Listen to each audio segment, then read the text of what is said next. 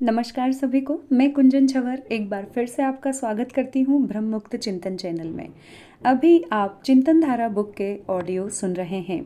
आज हम इसी बुक से एक नए विषय पर बात करेंगे जो है नारी तथा पुरुष के व्यक्तित्व का भेद। और विषय को शुरू करने के पहले आप सभी से मेरा निवेदन है, चैनल को लाइक करें, शेयर करें एंड सब्सक्राइब करें। सभी तक इन ऑडियोज़ को पहुंचाइए ताकि सभी तक ये बहुत अच्छी जानकारी पहुंच सके। तो चलिए हम इस विषय को शुरू करते हैं। नारी तथा पुरुष के व्यक्तित्व का भेद। नारी तथा पुरुष के व्यक्तित्व में मूलभूत रूप से कोई अंतर नहीं है। दोनों का शरीर 5 तत्वों से ही मिलकर बना है। दोनों में मन, बुद्धि, विवेक नामक ऊर्जाएं हैं तथा दोनों में आत्मा नाम की भगवान की चैतन्य शक्ति का अंश है। इन मूलभूत समानताओं के बावजूद दोनों के शरीर की संरचना तथा मन, बुद्धि, विवेक के स्तर में अंतर है। दोनों में यह प्राकृतिक अंतर ईश्वरीय विधान की देन है। भगवान ने नारी तथा पुरुष के शरीर तथा शक्तियों में अंतर इस कारण किया है जिससे दोनों ही अपने अपने कार्य क्षेत्र में अपने अपने कर्तव्यों का पालन सफलतापूर्वक कर सके। नारी को भावना प्रधान तथा पुरुष को विवेक प्रधान बनाया गया है। नारी शरीर को कोमल तथा पुरुष शरीर को कठोर व शक्तिशाली बनाया गया है। ये सब अंतर क्यों किए गए हैं, इस पर विचार करना अति आवश्यक है। नारी का प्रमुख कार्य सृष्टि की निरंतरता बनाए रखने के लिए गर्भ धारण करके संतान को जन्म देना, उसके आहार की व्यवस्था करना, शिशु की उचित देखभाल करना तथा उसे उचित संस्कार देना है। इस प्रमुख कार्य को सफलतापूर्वक संपन्न करने के लिए नारी शरीर की संरचना पुरुष शरीर से बिल्कुल भिन्न है। गर्भ धारण करके शिशु को जन्म देने तक की अवधि में नारी के शरीर तथा मन को तरह तरह की कठिनाइयां तथा कष्ट झेलने पड़ते हैं। शिशु को जन्म देते समय नारी को होने वाली प्रसव पीड़ा की कल्पना भी पुरुष नहीं कर सकते। इस अति कठिन परंतु महत्वपूर्ण कार्य को सफलतापूर्वक संपन्न करने के लिए नारी शरीर को कोमल तथा लचीला और मन को सहनशील व धैर्यशाली बनाया गया है।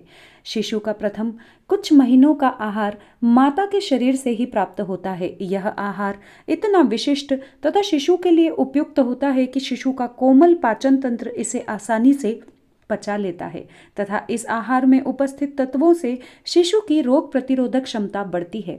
आज वैज्ञानिक भी इस बात को मान रहे हैं कि माता का दुग्ध ही शिशु के लिए सर्वोत्तम आहार है।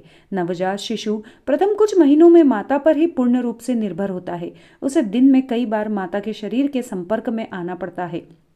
शिशु की त्वचा अति कोमल होती है और उसे कोई हानि न पहुंचे, इस कारण नारी त्वचा को भी कोमल बनाया गया है। शिशु प्रथम कुछ महीनों तक पूर्ण रूप से अपनी माता पर निर्भर होता है तथा यह समय माता के लिए बहुत कठिनाई भरा होता है। इन कठिनाइयों का सफलतापूर्वक सामना करने के लिए नारी मन को सहनशीलता, ममता, प्रेम, कोमलता तथा संवेदनशीलता जैसी उत्कृष्ट भावनाओं से परिपूर्ण करके भगवान ने नारी के व्यक्तित्व को एक विशिष्टता प्रदान की है। शिशु को आरंभ में अपने आहार तथा मलमूत्र विसर्जन के लिए अपनी माता की आवश्यकता दिन में कई बार होती है। इसके लिए माता का शिशु के निकट रहना आवश्यक है। माता ही बच्चे की प्रथम गुरु होती है। बच्चा अपनी माता के स्पर्श को बहुत अच्छी तरह पहचानता है तथा निरंतर माता के संपर्क में रहने के कारण उसका माता के साथ गहरा भावनात्मक संबंध हो जाता है।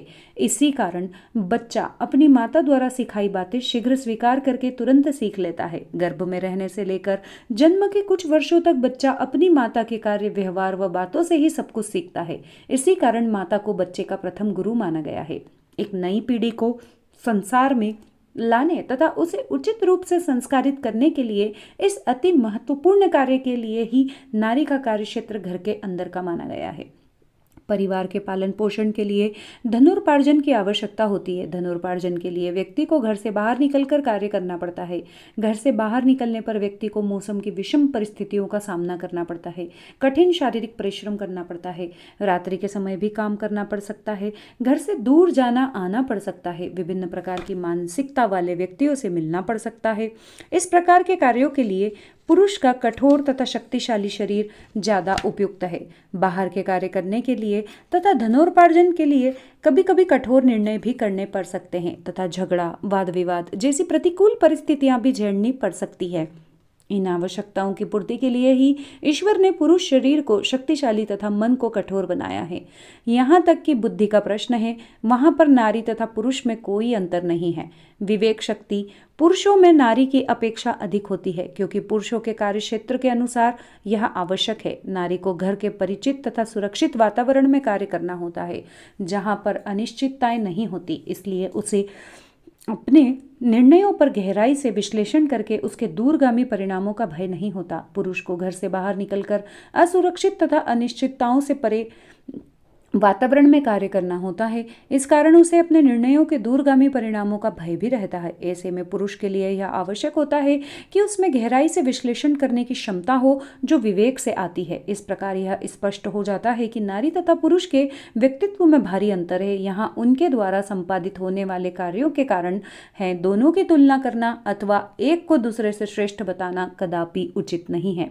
वास्तव में सांसारिक कार्यों व अपने दायित्वों को सुचारू ढंग से निभाने के लिए दोनों ही एक दूसरे पर निर्भर हैं। दोनों ही एक दूसरे के परिपूरक हैं, प्रतिद्वंदी नहीं है। नारी तथा पुरुष दोनों ही एक दूसरे के बिना अधूरे हैं।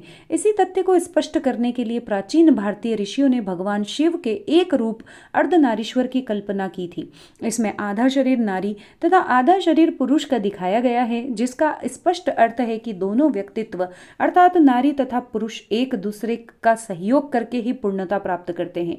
बच्चों के संतुलित विकास के लिए जितनी आवश्यकता माता की ममता की है, उतनी ही आवश्यकता पिता के अनुशासन की है। नारी तथा पुरुष दोनों यदि अपनी प्रकृति प्रदत्त शारीरिक तथा मानसिक संरचनाओं के अनुरूप ही अपने अपने कार्यक्षेत्र में रहकर परिवार के लिए अपनी भूमिका निभाएं, तो बच्चों को अच्छा नागरिक भी बनाया जा सकता है तथा परिवार भी सुखी रह सकता है। वैसे तो नारी तथा पुरुष के व्यक्तित्वों की तुलना करना उचित नहीं है, फिर भी यदि तर्क के लिए तुलना की जाए तो कार्य नारी के द्वारा किए जाते हैं वे पुरुष के कार्य से ज्यादा कठिन तथा महत्वपूर्ण है। इस कारण नारी पुरुष की अपेक्षा ज्यादा सम्मान प्राप्त करने की अधिकारिणी है। आज के युग में नारी अपने स्वाभाविक कार्य क्षेत्र को छोड़कर धनोपार्जन जैसे पुरुषों के कार्य क्षेत्र में प्रवेश कर रही है। बच्चों को प्यार ममता देने के स्थान पर उन्हें अनुशासित करने का पुरुष शोचित कार्य करके स्वयं को पुरुषों से श्रेष्ठ सिद्ध करने का प्रयास कर रही है। ऐसा होने के कारण परिवार तथा समाज में तनाव का वातावरण बनता जा रहा है, जिसका प्रभाव बच्चों पर ज्यादा पड़ रहा है। नारी के इस व्यवहार के लिए नारी से ज्यादा जिम्मेदार पुरुष हैं, जिन्होंने नारी के गृह कार्यों के महत्व को न समझकर उसका सम्मान करने के स्थान पर शोषण किया। सदियों से किए जा रहे इसी शोषण के विरुद्ध आज नारी विद्रोह कर रही है और पुरुष की परिपूरक न बनकर उसकी प्रतिद्वंदी बन गई है। आज आवश्यकता इस बात की है नारी तथा पुरुष दोनों ही अपने अपने व्यक्तित्वों की विशेषताओं को पहचानने तथा भगवान द्वारा प्रदान की गई अपनी अपनी जिम्मेदारियां निभाए। इसके लिए अनिवार्य है कि पुरुष नारी के गृह कार्यों के महत्व को समझे, स्वीकार करे, उसका सम्मान करे तथा नारी अपनी प्रकृति प्रदत्त विशेषताओं सहनशीलता, सहयोग, प्रेम, ममता, धैर्य से परिपूर्ण होकर गृह कार्य की तरफ लौटे। पुरुष द्वारा धनोपार्जन तथा बाहर के कार्य तथा नारी द्वारा गृह कार्य ही उनके अपने अपने व्यक्तित्व के अनुकूल हैं। ऐसा किए बिना परिवार तथा समाज में शांति, सुख तथा वैभव प्राप्त नहीं हो सकता। तो यहाँ पर ये विषय समाप्त होता है और मैं अपनी वाणी को विराम देती हूँ।